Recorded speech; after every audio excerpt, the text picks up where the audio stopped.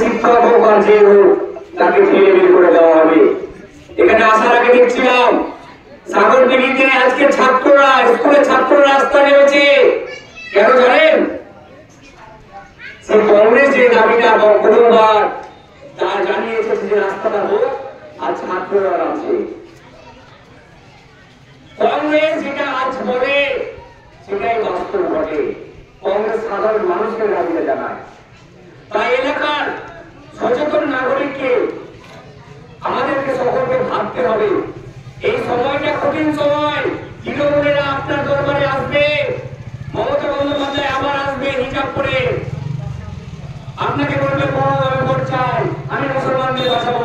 অথচ এই বহরমপুরে হিজাব করার অপরাধে তারা চাকরি চলে যায়।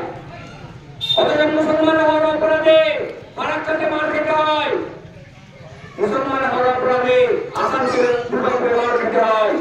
এই মমতা বন্দ্যোপাধ্যায় পুলিশ মন্ত্রী বলে যাবেন না এটা বিজেপি রাজ্য নয়, এটা তৃণমূল শাসিত রাজ্য, এখানে মুসলিমদের মার খেতে হয়।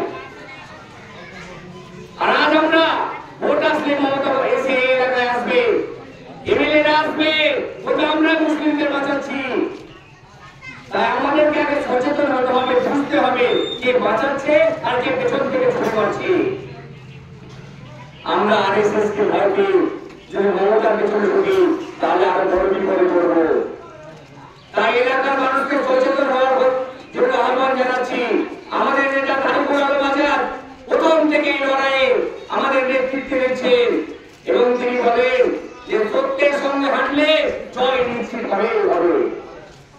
তাই আমাদের সকলকে একজোট হওয়ার আহ্বান জানাচ্ছি। সামনে এসআইআর নিয়ে আমাদের এখানকার যারা নেতারা আছে